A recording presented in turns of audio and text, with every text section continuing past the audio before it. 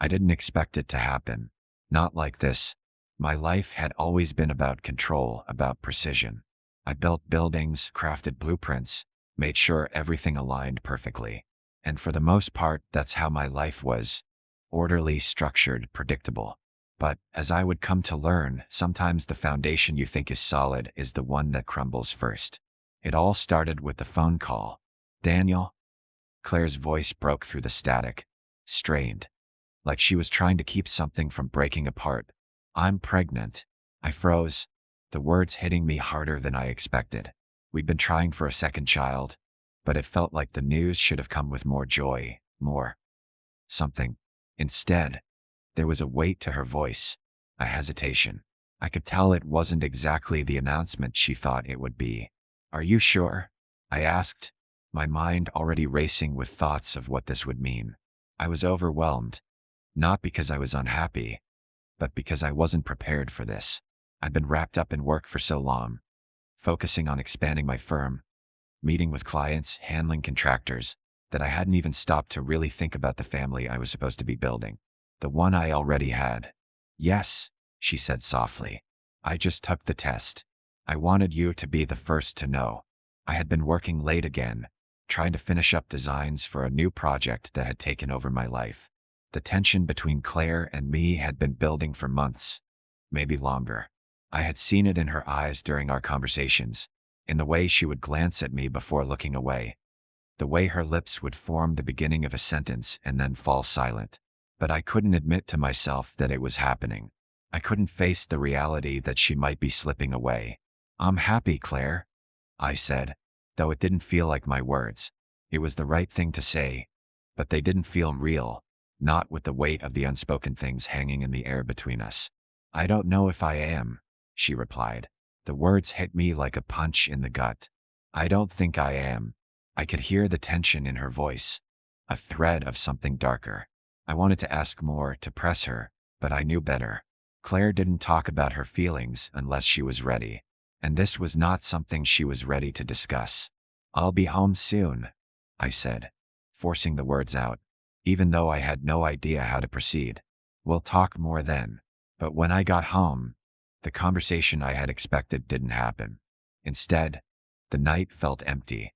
Claire had gone quiet again, retreating into herself. She didn't want to talk. I could sense the distance between us like an invisible wall, one I couldn't climb over. The next few days were a blur. I tried to focus on my work, on the things that were easy, the things I could control.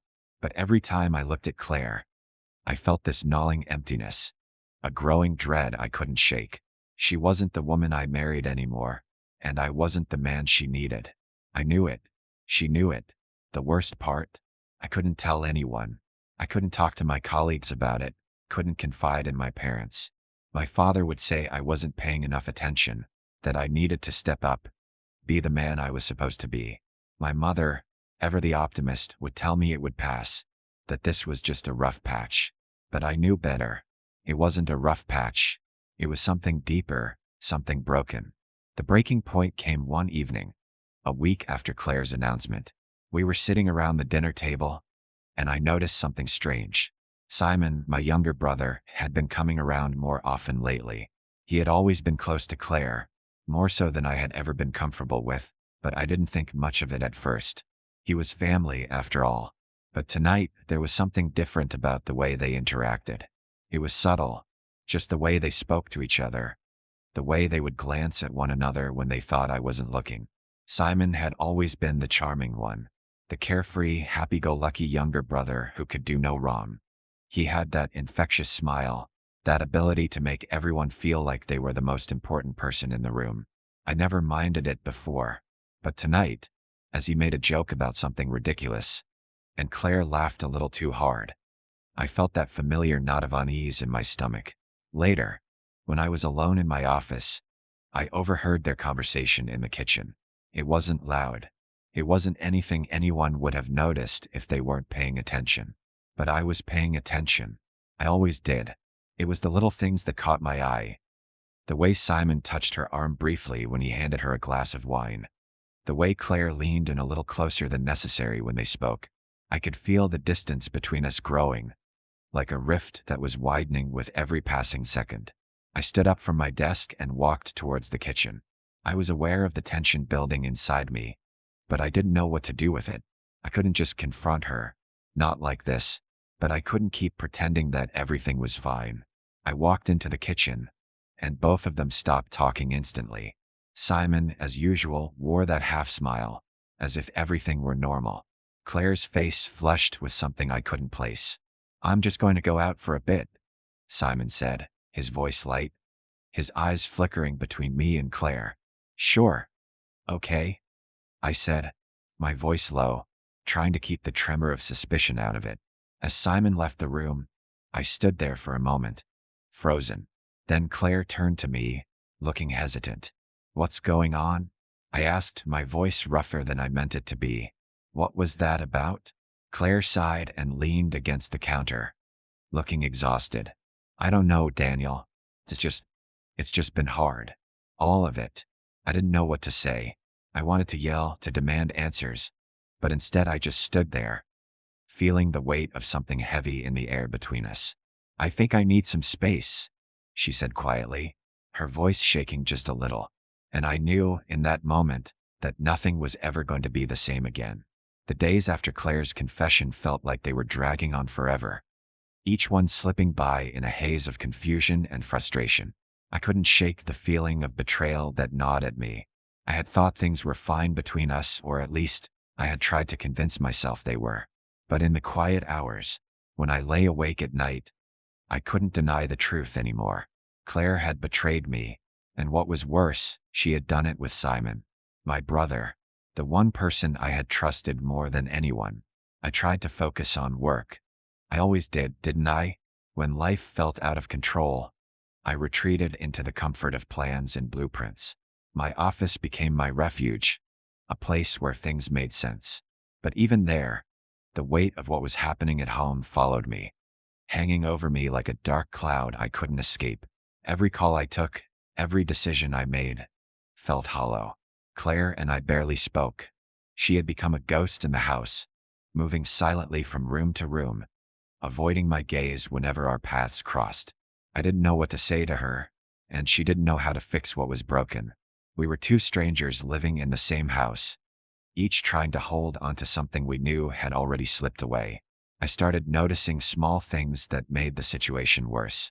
The way Claire would hold her phone close to her chest whenever I walked by, or how she would text someone with a distracted look on her face whenever I was nearby. There was a sense of guilt in her actions, but it was mixed with something else, something I couldn't place. Fear, maybe, or shame, but there was no remorse, no real apology, just a cold distance. And then there was Simon. He kept showing up, like nothing had changed. He would come over to visit, as though everything was fine. The easy banter was still there, the false sense of normalcy. But I could see it. I could feel the tension between us, the crackling energy in the air that told me everything wasn't okay.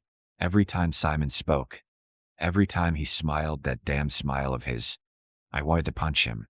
I wanted to scream at him, demand answers. But I didn't. I kept my mouth shut, swallowing the anger. When Claire was out with a friend, I sat alone in the living room, replaying the conversation we'd had weeks ago. I kept wondering if I had missed something, if I had been blind to the signs. Had there been moments before that night? Had Simon been involved for longer than I realized? It was maddening not knowing. My mind kept returning to the little details, the subtle looks, the way they seemed to connect in ways I hadn't paid attention to before. It was like watching a movie you already know the ending to, but trying to figure out where everything went wrong. I decided to confront Claire again, but this time I wasn't going to hold back. I needed answers. I needed to hear it from her mouth, to understand why she had done this. Why her and Simon? How long had this been going on? Had she ever really loved me? Or had I just been a convenient partner, a placeholder until something better came along? When she came home, I didn't wait for her to settle in. I went straight to the point. "I know," I said, my voice thick with frustration. "I know about you and Simon." Her face didn't change. She just stood there for a moment, eyes downcast, as if waiting for the storm to pass. I wasn't going to let it pass. Not this time. I need you to tell me the truth, Claire, I demanded, my fists clenched at my sides. How long? How long have you been seeing him? She opened her mouth to speak, then closed it again. The words seemingly stuck in her throat. Took everything I had not to scream.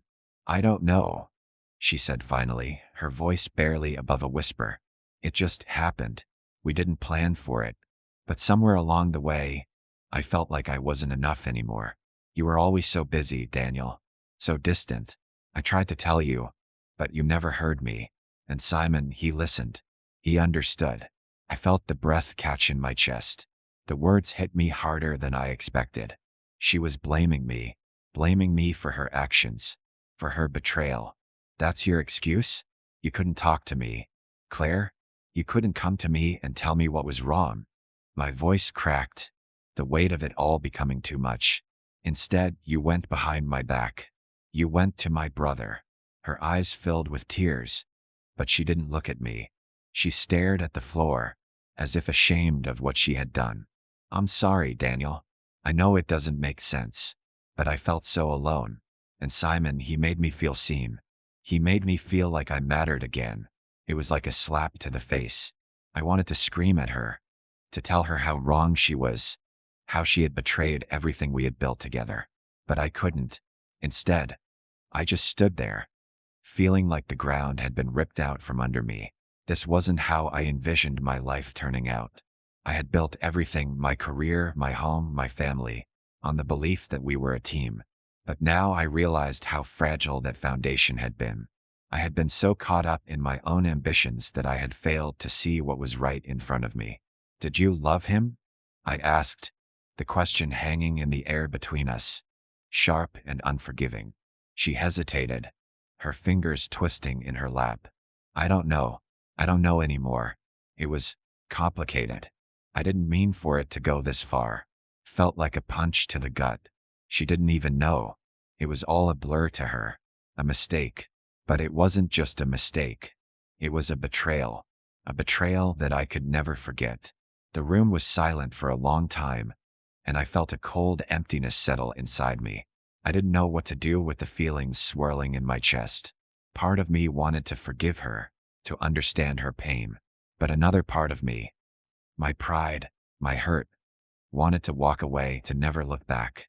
Before I could say anything more, there was a knock at the door. I glanced at Claire, who looked just as confused as I felt. Who's that? I asked. It's Simon, she said quietly, her voice trembling. I froze, the blood draining from my face. Simon. Why was he here now? I didn't know how much longer I could stand this. I didn't know how much more betrayal I could take.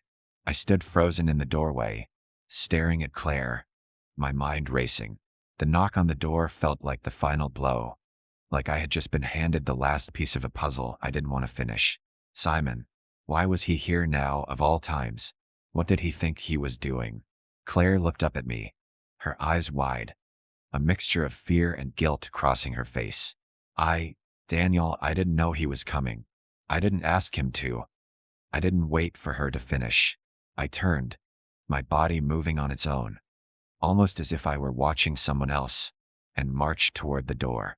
With one hand, I yanked it open, and there he stood, Simon, the smiling, carefree man who had ruined everything I thought I knew about my life.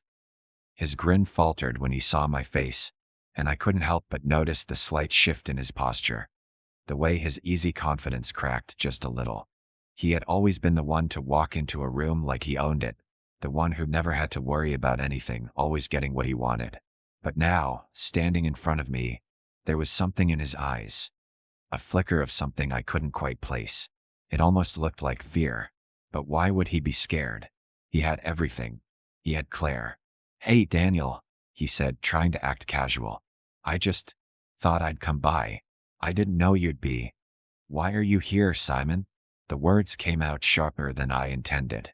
I could feel my anger bubbling up again, and I didn't care to hide it anymore. His gaze shifted briefly to Claire, then back to me. Look, I just came to check in. I didn't know things had gotten.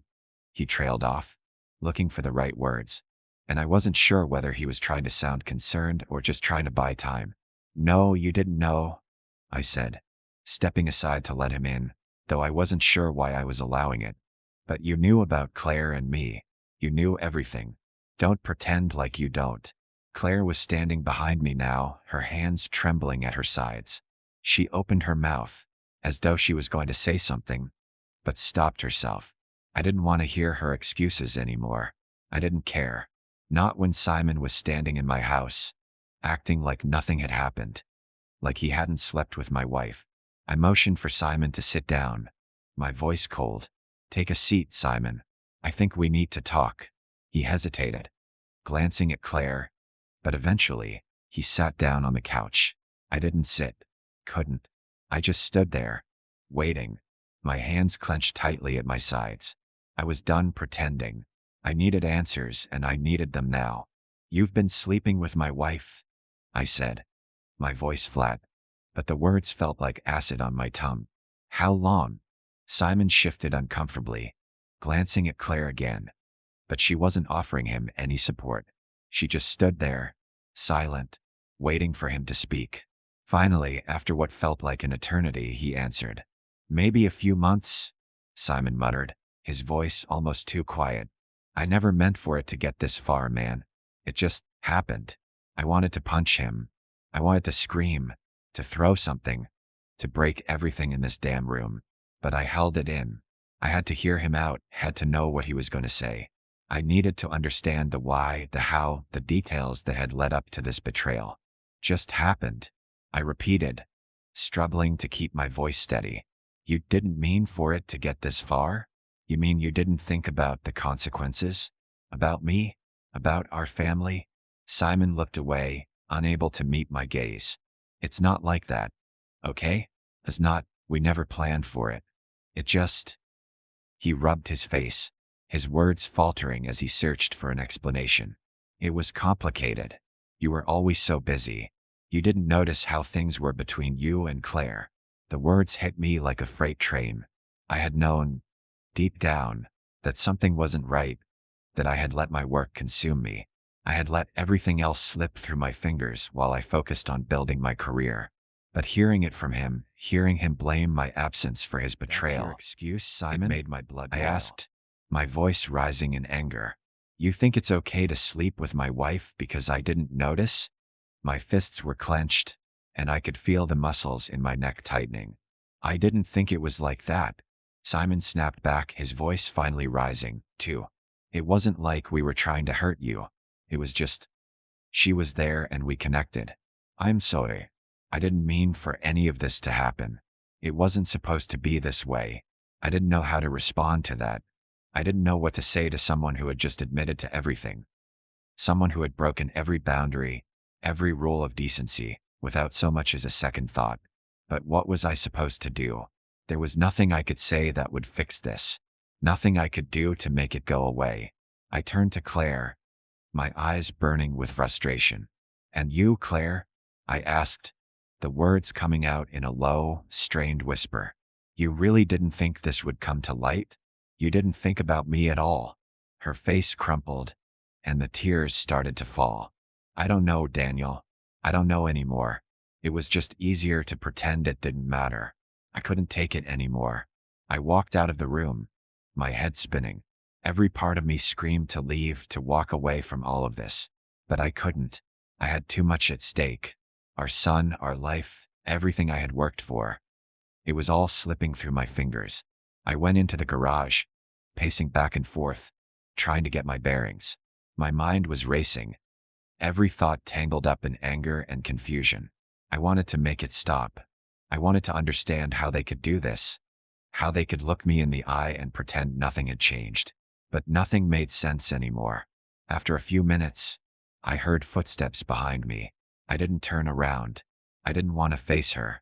Daniel. Claire's voice was soft, fragile. I could hear the pain in it, but it only made me angrier. I don't want to talk to you right now, I said, my voice cold. I didn't mean for this to happen, she whispered. I never wanted to hurt you. I looked at her then, finally meeting her gaze. There was no apology, no remorse that would ever be enough. Not after everything that had happened. And as I stood there, Feeling the weight of it all, I realized something. This wasn't just about Simon or Claire. It was about me, about who I was, who I'd become, and what I was willing to fight for. I didn't know what would happen next, but I knew one thing for certain. Everything was about to change. I couldn't stay in that house, not for a moment longer. The walls felt like they were closing in on me. The weight of every lie, every betrayal pressing down so hard I could hardly breathe. I needed air, needed space to think, to figure out what to do next. I grabbed my jacket from the closet and walked out the front door, not bothering to say another word to Claire or Simon. They could stay in their little bubble of lies and guilt for all I cared. I didn't have the strength to pretend anymore. I couldn't keep looking at them, wondering how I had missed the signs, wondering how I had let it all happen. I drove aimlessly, the streets blurring past me as I lost myself in my thoughts. I didn't know where I was going, didn't care. I just needed to get away, to clear my head. My hands gripped the steering wheel tightly, the tension in my body growing with every passing second. I wanted to scream. I wanted to throw my phone into the ocean and never hear from anyone again. But all that came out was a strangled breath, a reminder that I was still human, still capable of feeling the ache that threatened to tear me apart. Eventually, I ended up at the one place I knew I could find some semblance of peace. My father's house. It was an old place, a simple two-story home tucked away in the suburbs, surrounded by tall trees that seemed to shelter it from the world. I hadn't been here in weeks. My father and I had grown distant over the years, mostly because of my work. He never understood why I threw myself into it so completely, why I wasn't content with just having a family and a simple life. But now, after everything that had happened, I didn't know where else to go. I pulled up in the driveway, staring at the familiar, weathered exterior of the house. There was something comforting about it, something that felt like it belonged to another time, another version of me. When I was younger, my father used to tell me that a man needed to know where his roots were, where he came from. I used to roll my eyes, thinking he was just an old man stuck in the past. But right now, those words hit me like a ton of bricks. I needed to know where my roots were, too. I needed something solid to hold on to. I didn't bother knocking. I just opened the door and stepped inside, my heart heavy with the weight of the past few hours. My father was sitting in his favorite chair by the fireplace, reading the paper. He looked up as I entered, his face showing no surprise. "Daniel," he said, setting the paper down and giving me a careful look. "I wasn't expecting you." "I know," I said, my voice raw. I didn't want to get into it. Not yet. I just needed to get away. I didn't know where else to go. He studied me for a moment, his weathered face softening with concern. "Something's happened, hasn't it?" I didn't answer him right away.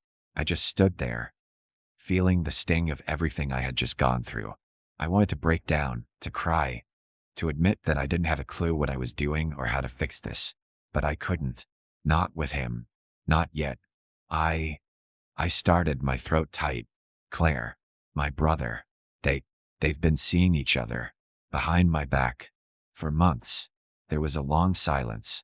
My father didn't say anything, didn't ask me to explain further. He just looked at me, his face unreadable. "I don't know what to do," I said finally, my voice barely above a whisper. "I don't know how to fix this.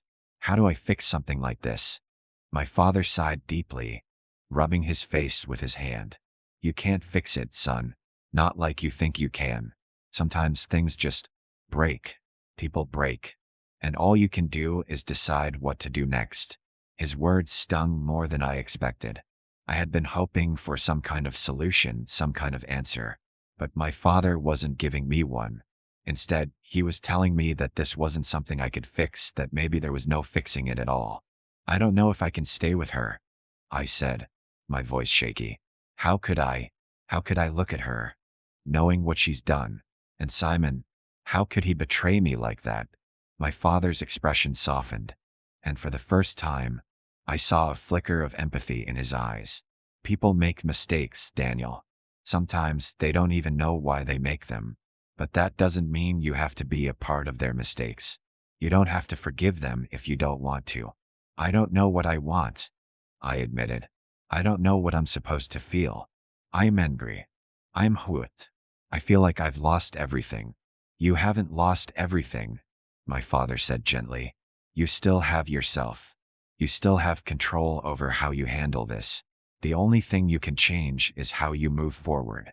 His words were meant to comfort me, but they didn't. Instead, they just reminded me of how powerless I felt, how much had been taken from me.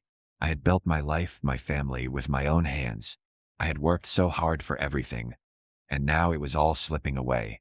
I don't know how to go back, I said quietly. I don't know how to forget what she did. You can't forget, son, my father said. But you can choose whether to keep carrying it with you or let it go. You can choose who you want to be in the weight of his words hanging in the air between us. I didn't know what to do with them, how to apply them to my own broken life. But one thing was clear. I had to make a choice. I couldn't stay in this place of limbo forever. I couldn't keep allowing Claire and Simon to have control over my emotions, my future. I stood up abruptly, the anger rising up in my chest again. I didn't have all the answers, but I wasn't going to keep waiting around for them to come to me. I was going to take control of my life again, no matter what that meant. I'm going back, I said, turning toward the door. You're going back to her? My father asked, his voice full of concern. I don't know, I replied, but I need to figure it out. I need to face it. I can't keep running. I left my father's house, the weight of his words heavy on my shoulders. As I drove back to my house, I didn't have a plan. I didn't know what I was going to say to Claire when I walked through that door, or what I was going to do with Simon. But I knew one thing for sure. I couldn't let this define me. Couldn't be the end of my story. I was going to find a way to move forward, even if it meant tearing everything down and starting over from scratch. When I reached the house, I hesitated before walking through the door. I could hear the muffled sound of Claire talking inside, but I didn't know if I was ready for whatever came next. Whatever it was, I was done being a passive player in my own life. I stood in front of the door for what felt like an eternity. I could hear the faint sound of Claire's voice from the other side, but the words were muffled, indistinguishable. The house was still, too still. Everything in me wanted to turn around, walk away, forget this moment ever existed. But I couldn't. I couldn't leave without confronting the truth, no matter how painful it was going to be. I took a deep breath, steeling myself for what was about to come. I had to face this. I had to face her. With a sudden resolve, I reached for the door handle and turned it. The door creaked as I pushed it open. Claire was sitting on the couch, her back to me, her shoulders tense, her hands fidgeting nervously in her lap. She hadn't heard me yet, and for a moment I considered turning around and walking out. But then she spoke, almost as if she had known I was standing there the whole time. I'm sorry, Daniel. Her voice was so soft, barely above a whisper, but the weight of it hit me like a punch to the gut. I don't know how to fix this. I don't even know where to begin. I didn't respond. I just stood there, feeling the anger and betrayal surge through me all over again. Every word she spoke, every look she gave me, only made the wounds deeper. How could she sit there, so calmly, after everything that had happened? How could she act like I was just going to forgive her and let it all slide? I walked into the room slowly, my steps heavy, deliberate. My mind was racing, trying to form the words I needed to say, but nothing seemed right. What could I say to a woman who had torn my world apart? What was there to say when betrayal ran so deep? When my brother, the one person I thought I could trust, had been the one to destroy everything? She looked up at me, her eyes red and swollen from crying. But I didn't feel sorry for her. I didn't feel any sympathy at all. I was beyond that now. I was beyond trying to understand why she did it or what went wrong. I just needed to know one thing. Why Claire? The question came out in a low, strained voice. I wasn't sure if I wanted an answer anymore, but I needed to hear it. I needed her to say it out loud, to admit what had happened. Why did you do this? She didn't answer immediately, her eyes dropping to the floor as if the answer was written there, somewhere she could avoid looking at. She swallowed hard, the silence between us growing thick and suffocating. Then she spoke, her voice trembling. I don't know, she said, the words barely audible. I don't know what happened. It just happened. It wasn't supposed to be like this. It wasn't supposed to hurt you. I wanted to scream at her, tell her how naive that sounded, how weak, but instead, I just stood there, numb. You don't know, I repeated, my voice rising. That's your excuse? You don't know? You knew exactly what you were doing. You knew exactly how much it would hurt me, and still you did it. You. I stopped myself, my chest tightening, the pain in my throat choking my words. I didn't want to say it, but it slipped out anyway, raw and unforgiving. You slept with my brother, Claire. You slept with Simon. How could you? The words hung in the air, heavy and impossible to take back. I could see the color drain from her face, her lips quivering as she tried to find the right words. But there was nothing she could say to make it better. Nothing she could say that would undo the damage. I don't have an excuse, she said, her voice barely above a whisper. There is no excuse. I made a mistake. Terrible mistake. I never meant for it to get this far. I didn't want to hurt you. I swear I didn't. I clenched my fists at my sides, the anger bubbling up again, so strong that I thought I might explode. But you did, Claire. You hurt me. You hurt me in ways I didn't even think were possible. I trusted you. I loved you. And you threw it all away. For what? For him. The bitterness in my voice tasted like acid. But I couldn't stop it. I couldn't stop the pain from spilling out. She was sitting there, looking at me with those tear-filled eyes. But all I could feel was betrayal. It was the kind of betrayal that tore at your soul, that made you question everything you thought you knew about love, about trust, about family. I wasn't thinking, she said quietly, her eyes glistening with unshed tears. I wasn't thinking about any of that. I wasn't thinking about you. I was thinking about myself, about what I needed. I was lonely, Daniel. I was lonely, and I didn't know how to fix it. I thought I could just. She stopped, shaking her head, as if the words were too painful to finish. And now, I asked, my voice hard, now you think you can fix it? Now you think you can make it all right? How? How do we go back from this? She didn't answer immediately, and for a moment we just stared at each other in the silence. My mind was spinning, trying to make sense of what had happened, but there was no making sense of it. I didn't know what I wanted anymore. I didn't know if I wanted to forgive her, or if I wanted to walk away and never look back. I don't know how to fix this, Claire said again, her voice cracking. But I want to try. I want to do whatever it takes to make it right. I can't lose you, Daniel. I can't lose everything. I wanted to believe her. I wanted to think that there was some way we could rebuild what had been broken. But the trust between us, between me and her, me and Simon, had been shattered. I didn't know if it could ever be repaired. I took a step back, feeling the weight of everything settle on my shoulders. My chest ached. My heart felt heavy. But there was nothing left to say. I couldn't make this decision now. I needed time. I needed to think, to clear my head, to figure out if there was anything worth saving. I can't do this right now, I said, my voice quieter now, almost resigned. I need time, Claire. I need time to think. I don't know what I want, but I can't make that decision when I'm this angry, when I'm this hurt. I need space. She nodded, tears streaming down her face, but she didn't say anything more. She didn't try to stop me. She knew, like I did, that there was nothing she could do to change what had already been done. I turned and walked out of the room, my mind a whirlwind of emotions. I didn't know what came next, but I knew one thing. Left the house. I wasn't not knowing where I was going or what I was supposed to do next. The streets felt colder, the sky darker. I wasn't sure what I was looking for, but I knew I couldn't be home. I couldn't face Claire, not right now. I couldn't face anyone. I ended up at a bar. It wasn't a place I usually went, but tonight it seemed right. A small, dimly lit spot with a worn-out counter and flickering neon signs that promised cheap drinks and a little solace for anyone who needed it. I didn't have a plan.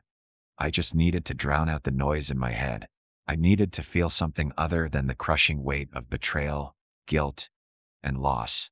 The bartender didn't ask questions. He just nodded as I slid onto a stool and ordered a whiskey. No small talk, no probing questions. Just the quiet hum of the place, the low murmur of conversation, and the clink of glass on wood. I downed the first drink in one go, feeling the warmth spread through me, a small relief from the coldness that had settled in my chest. I didn't care that it burned. I needed something to numb the ache. But even as the alcohol hit me, I couldn't escape the thought of Claire. I couldn't shake the image of her face. Those tears, her pleading eyes. Was she sorry? Or was she just sorry she got caught? Was there any part of her that truly regretted what she had done? Or had I become just another obstacle in her life? My mind was spinning in circles. I closed my eyes and took a slow, deep breath, trying to steady myself. This wasn't helping. None of this was helping. The drink wasn't going to make me forget. It wasn't going to fix anything. The bartender returned, pouring me another shot without a word. I took it, the bitterness flooding my senses, but it didn't touch the rawness in my heart. My phone buzzed in my pocket. I looked at the screen and saw Claire's name. I didn't answer. I couldn't answer. Not yet. Not until I figured out what to say, if there was anything left to say at all. I slid the phone back into my pocket and tried to focus on the amber liquid in my glass. But my thoughts kept drifting back to Simon. I couldn't stop thinking about him, about how much I had trusted him, how much I had relied on him. And now he was the one who had destroyed everything. There had been times, growing up, when Simon was more of a brother to me than anyone else. We'd spent hours together, laughing, fighting, sharing secrets, things that made us feel untouchable. And now he had taken everything I had built with Claire and shattered it, without a second thought. It was a betrayal on a level I couldn't even comprehend. It wasn't just about what he did to me, it was about what he did to our family. He was my flesh and blood, my partner in crime, and now he had crossed a line that no apology could ever erase. I reached for my glass again, but this time my hand was shaking. I set it down, my stomach twisting in disgust. I wasn't going to drown my sorrows in whiskey. That wasn't going to fix anything. But what was I supposed to do? I stood up abruptly, the decision making itself. I needed to go to him. I needed to confront him, to make him understand the weight of what he had done. If anyone could make sense of this, it was Simon. We could talk about it, figure out what had gone wrong, and maybe, just maybe, we could salvage something from this mess. I didn't know if I believed that, but I had to try. I left the bar without looking back. The cold night air hit me, sharp and biting, but it only seemed fitting. I had to face the reality of everything. No more running, no more hiding. Simon's apartment wasn't far. A small, nondescript building on the outskirts of town, with an old staircase leading up to his second-floor unit. I hadn't been there in months. He'd moved out after his relationship with his ex ended, and we hadn't really kept in touch since. But tonight, it felt like the only place I could go. I knocked on the door hard, the sound echoing through the hallway. I waited, but there was no answer. I knocked again, louder this time, until the door finally creaked open. Simon stood there, his hair messy, his eyes bloodshot, as if he had been awake for hours. He looked like he hadn't slept, and I could guess why. He knew why I was here. I didn't say anything at first. I just looked at him, waiting for him to speak. But he didn't. He just stood there, his gaze shifting uncomfortably between me and the floor, unable to meet my eyes.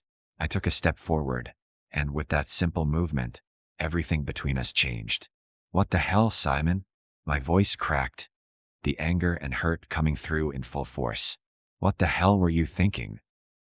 He closed his eyes briefly, as if bracing himself for what was to come. He didn't answer at first, just stared at the ground, the weight of his silence almost more than I could bear. I wanted to shake him, to make him understand how much he had ruined, but I didn't. "You have to say something?" I demanded, my voice rising with the frustration that was clawing its way out of me. "How could you do this to me? To our family? How could you?" "I don't know," Simon interrupted, his voice quiet, almost hollow. He finally met my gaze, but his eyes were empty, distant. "I don't know what happened, Dan. I messed up. I didn't mean for it to happen, but it did. I was weak. Don't give me that." My voice was thick with disgust. "You're telling me you didn't mean it? You didn't mean to betray me? You didn't mean to sleep with Claire?" That's your excuse. He shook his head, his face full of guilt. But it didn't matter. It didn't change anything. I know it's not an excuse, he said, his voice barely above a whisper. But it's the truth. I can't take it back. I can't undo what I've done. I can't fix it. But I'm sorry. I'm so damn sorry. His apology didn't reach me. It didn't make it better. It didn't change what had already been done. I don't want your apology, Simon. I spat, the words leaving my mouth before I could stop them. I want my life back. I want my brother back. I want Claire back. But I can't have any of that. Not now. I turned to leave, my mind racing with thoughts I couldn't process, with emotions that were too much to handle. As I walked away from Simon's apartment, I didn't know what came next. But one thing was clear. The path ahead was broken, just like everything else. And I didn't know if there was any way to fix it. I woke up the next morning to a silence that felt like it was pressing down on me. A weight that didn't seem to lift, no matter how hard I tried to breathe through it. The night before had been a blur. Words, harsh and raw, floating in the air between Simon and me, each one cutting deeper than the last. But in the end, we had both said what needed to be said. Or at least what we could bring ourselves to say.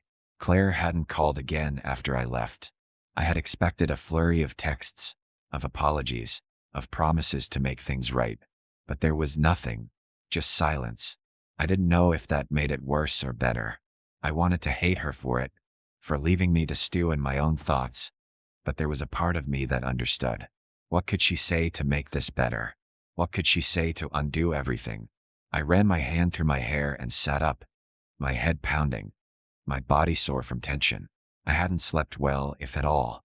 Every time I closed my eyes, I saw her face, and then Simon's. The same betrayal, repeated over and over in my mind. It was like a loop I couldn't escape, no matter how much I tried to shut it out. I wasn't sure how much longer I could take this.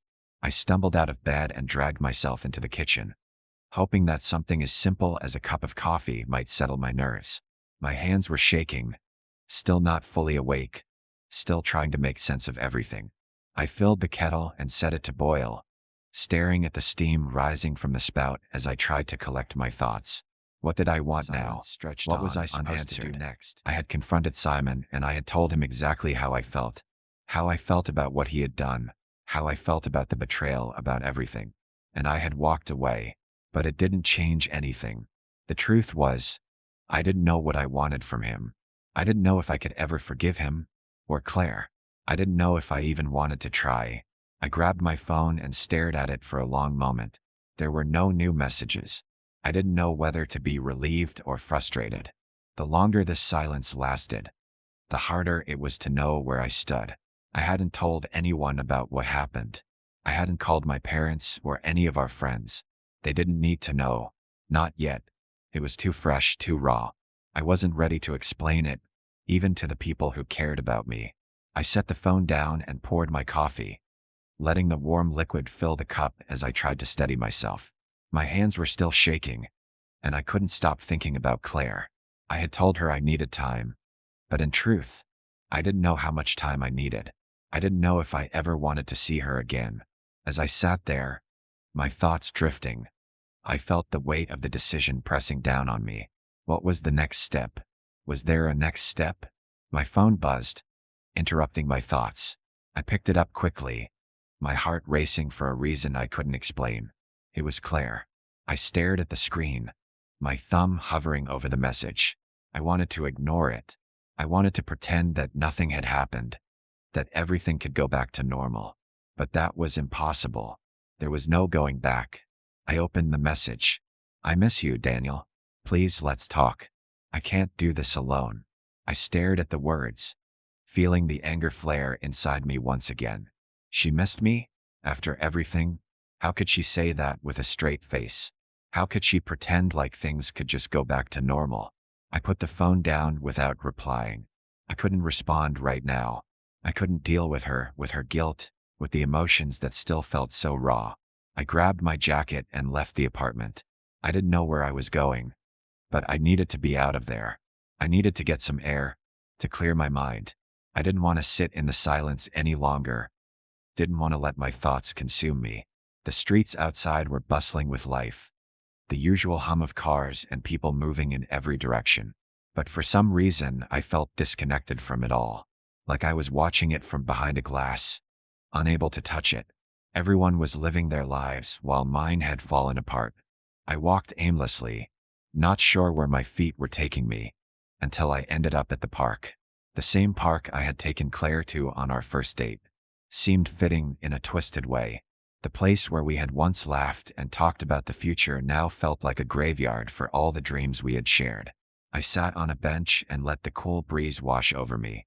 I watched as people walked by, couples holding hands, children running around. They all seemed so happy, so carefree. It only made me feel more isolated, more alone. I reached into my pocket and pulled out my phone again. There were a few missed calls from Simon, but I ignored them. I didn't want to talk to him right now. He had done enough damage. He could wait. I saw a message from my mother. "Dan, are you okay? We've been worried about you. Call me when you can." I didn't respond. Couldn't. I wasn't ready to explain any of this to her.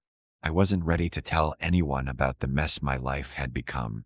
I sat there for what felt like hours, my mind racing through every possible outcome. What was I supposed to do now? Could I even trust Claire again? Could I trust Simon? Was there any way to salvage this, or had everything been destroyed beyond repair? Eventually, the sun began to set, the sky shifting from a pale blue to a deep orange. I stood up and stretched, feeling the weight of the day finally starting to take its toll on me. My body ached. My mind was exhausted, but I still couldn't make a decision. I pulled out my phone one more time, staring at the screen. Claire had sent another message. "I'm sorry, Daniel. I know I messed up, but I'm willing to do whatever it takes to make things right. Please, let's talk." The words were desperate, but they didn't change anything. I didn't know what to say. I didn't know what to do. I put the phone back in my pocket, standing there in the park, feeling more lost than ever. I didn't have the answers, and I didn't know where this was going. But one thing was clear. I couldn't keep running from this. The time to make a decision had come, and I had to face whatever was next, whether I was ready or not. The days that followed felt like a blur, each one bleeding into the next, each one heavier than the last. I tried to distract myself, but it was impossible. Everywhere I looked, I saw reminders of the life I had lost, the trust one had given, and the betrayal that had shattered everything. Simon's face, Claire's face, the hollow silence between us. Nothing I did could make it go away.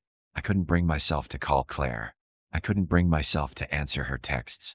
I knew I should talk to her, that we needed to sort this out, but every time I thought about it, I felt sick. The last thing I wanted to hear from her were more apologies, more promises of change. I didn't want her words. I wanted something real, something that couldn't be undone with a few sentences. But there was nothing like that. I knew that deep down I had already made up my mind. I hadn't talked to Simon since the night I left his apartment. Couldn't. The rage I had felt in that moment still lingered, and the silence that stretched between us seemed like the only thing left that made sense. What could I even say to him? What was there left to say? He had betrayed me in a way I couldn't even explain, a betrayal that cut deeper than anything I had ever felt before. I spent most of the next few days locked in my apartment, not answering calls, not responding to messages. I didn't want to face anyone. I didn't want to deal with the pity, the sympathy, the questions. I just needed to breathe, to think, to figure out what came next. But no matter how much I tried to escape it, I kept coming back to the same question. Was there any way forward? Could I ever trust Claire again? Could I ever look at Simon the same way? Was there any possibility of forgiveness? Or was this the end? I found myself staring at my phone more than I cared to admit. Messages from Claire, all of them filled with regret, pleading for another chance. Calls from my mother, checking in, asking if I was okay. The world outside seemed to keep turning, but in my mind, everything had stopped. Nothing mattered anymore. I couldn't escape the images that kept haunting me. Claire and Simon, together, behind my back. The thought of them, of the intimacy they had shared, made my stomach twist in knots. How could I have been so blind? How could I not have seen it? The shame of it all was almost more than I could bear. I had trusted Simon like a brother, had welcomed him into my life, my home, and yet he had taken everything I had given him and used it to destroy me. And Claire, how could she do this to me?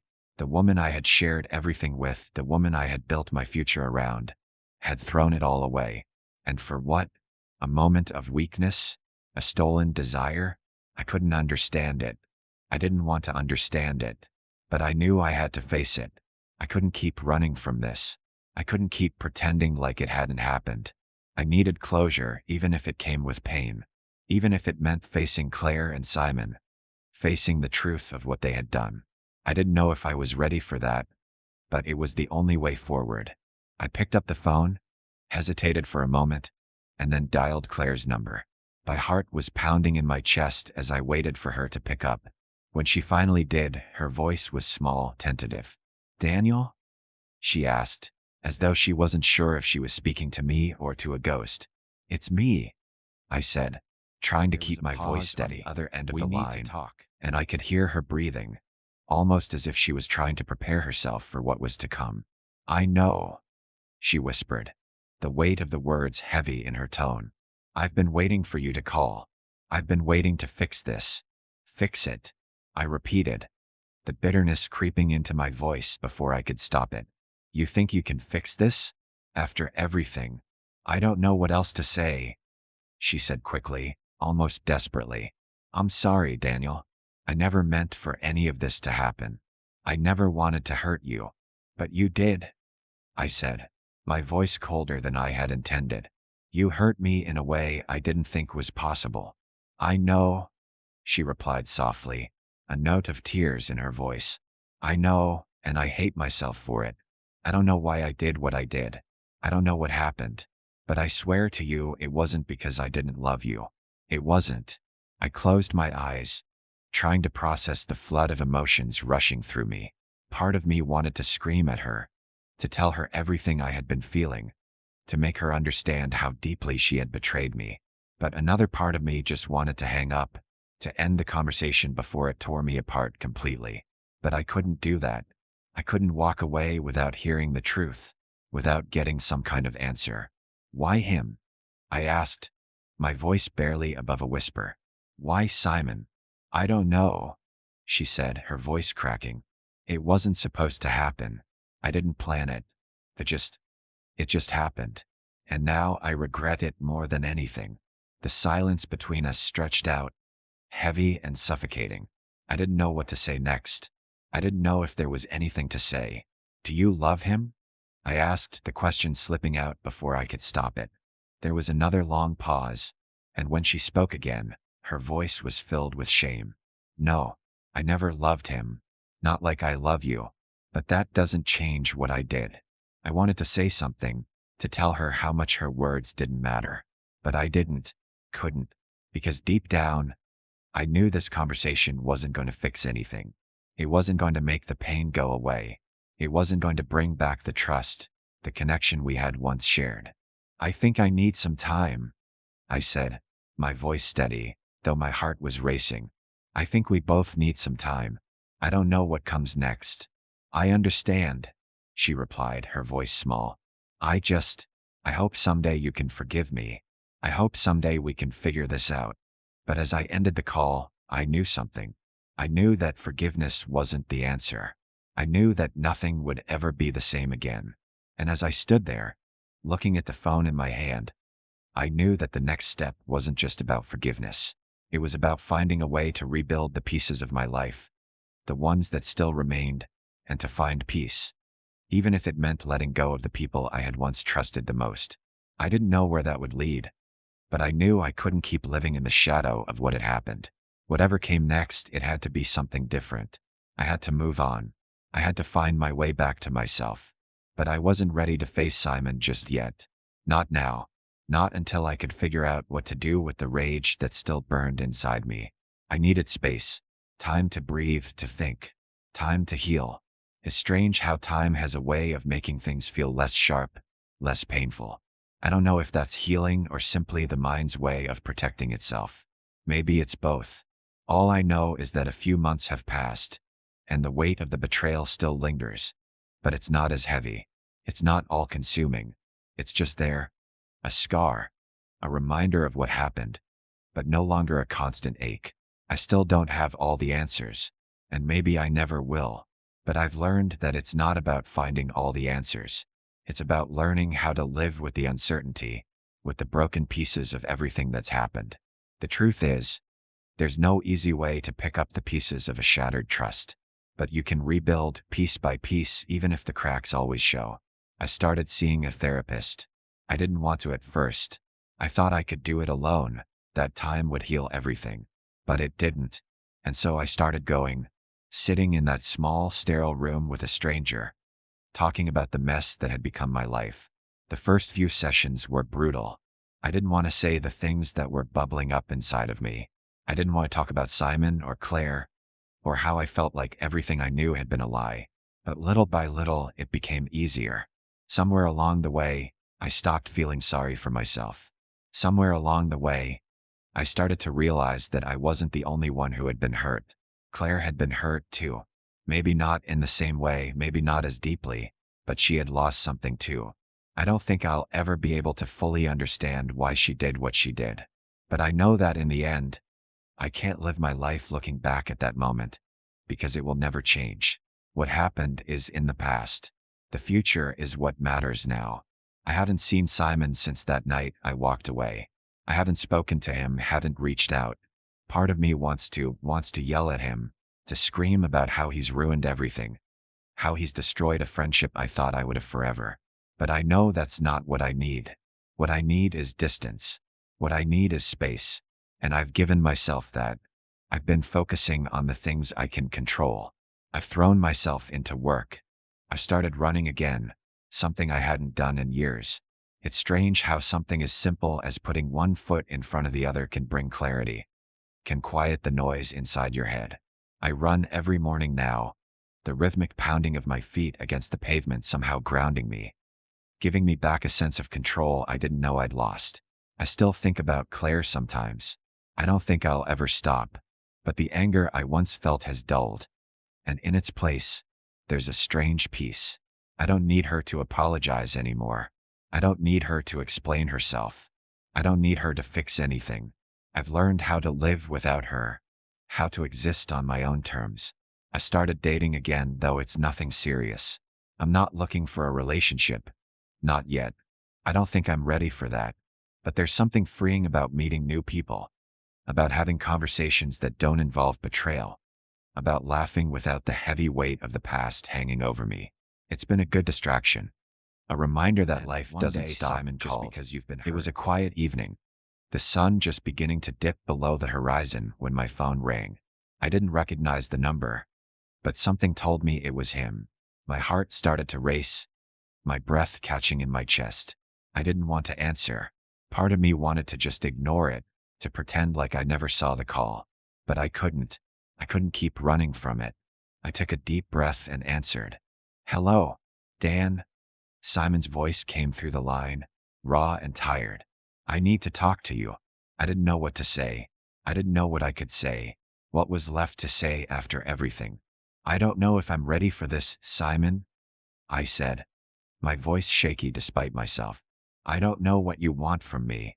"I don't want anything from you," he said quickly. "I just need to explain myself. I owe you that, at least. Please, just hear me out." There was a long pause, and I could hear the desperation in his voice, the regret. Part of me wanted to slam the phone down, to end it right there. But another part of me, something quieter, something that wanted closure, couldn't just walk away.